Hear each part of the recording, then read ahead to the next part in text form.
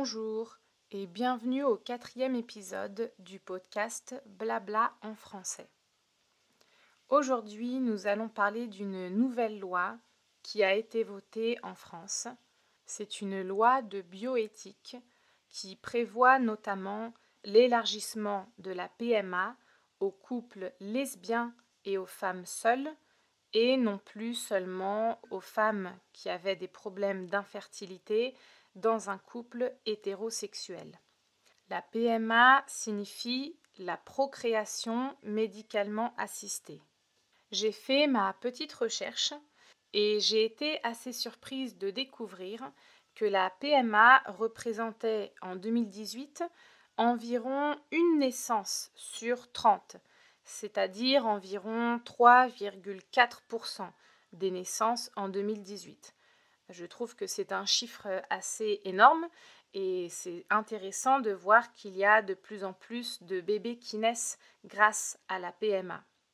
Avant l'adoption de cette nouvelle loi, donc, seuls les couples hétérosexuels qui étaient mariés, pacsés ou en concubinage et qui avaient des problèmes de fertilité qu'un médecin avait constatés, seules ces personnes donc pouvaient utiliser la PMA.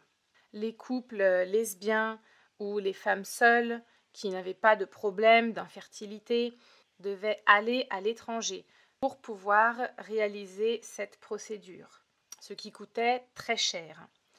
Selon les pays et les parcours, la PMA pouvait coûter entre 400 et 11 000 euros et évidemment cela ne prend pas en compte les frais de transport, d'hébergement, etc.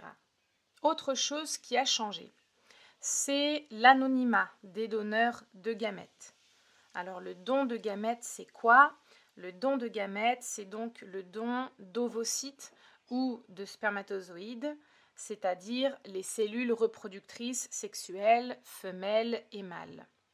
Ces cellules reproductrices donnent un embryon qui, si tout se passe bien, permettent la naissance d'un enfant. Lorsque un homme ou une femme fait don d'ovocytes ou de spermatozoïdes, il permet donc à quelqu'un d'autre de concrétiser son projet de famille. Il y a évidemment certains critères, mais la plupart des personnes en bonne santé peuvent faire un don de gamètes. L'un des premiers critères nécessaires auxquels on doit répondre consiste à être en bonne santé et pour une femme consiste à avoir entre 18 et 37 ans et pour un homme entre 18 et 45 ans. La loi lève l'anonymat des donneurs de gamètes, c'est-à-dire que tout enfant né d'un don de gamètes à partir de maintenant pourra demander de connaître l'identité de son géniteur lorsqu'il atteindra l'âge de 18 ans. Cela signifie aussi que le donneur de gamètes ne pourra plus faire cela sous couvert d'anonymat et devra accepter que l'enfant à 18 ans puisse connaître son identité. Une dernière chose qui change et dont nous allons parler aujourd'hui est l'autoconservation des gamètes. En effet, jusqu'ici, une femme ne pouvait pas congeler ses propres ovocytes à moins d'avoir une nécessité médicale pour le faire. Cela a maintenant changé. L'autoconservation des gamètes devient maintenant possible pour les femmes et pour les hommes sans motif médical nécessaire.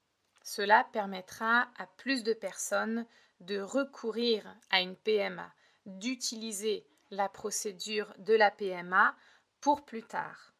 Il y a évidemment beaucoup plus de détails et d'informations si vous cherchez sur Google, sur des journaux comme Le Monde ou sur le site vie-public.fr. Je vous invite à faire vos propres recherches si cela vous intéresse. Voilà, c'est une nouvelle que j'ai trouvée intéressante, qui a changé et dont les gens parlaient en France depuis déjà plusieurs années. Cette loi permet donc de discriminer moins de personnes selon leur orientation sexuelle et je pense que c'est une très bonne nouvelle. Je vous souhaite une bonne journée et à bientôt pour un prochain épisode. Au revoir!